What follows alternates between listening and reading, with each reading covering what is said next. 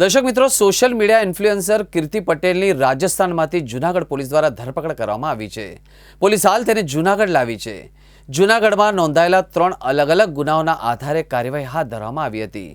Police team કીર્તિ પટેલને સીધી Junagadh civil hospital medical checkup માટે લઈ ગઈ હતી અને સમગ્ર પ્રક્રિયા દરમિયાન મીડિયાને દૂર રાખવામાં આવ્યું હતું. મામલો મહાશિવરાત્રી મેળા દરમિયાન મૃગીકુંડમાં સ્નાન કરવાના મુદ્દે ઉભેલા વિવાદથી શરૂ થયો હતો.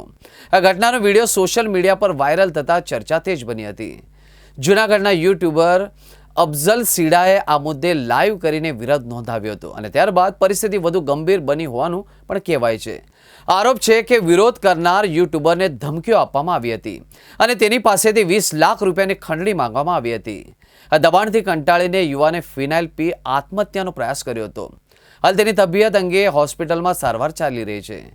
જૂનાગઢ પોલીસના જણાવ્યા અનુસાર કીર્તિ પટેલ સામે દાદાગીરી, ધમકી અને ખંડણી સંબંધિત 3 ફરિયાદ નોંધાઈ છે.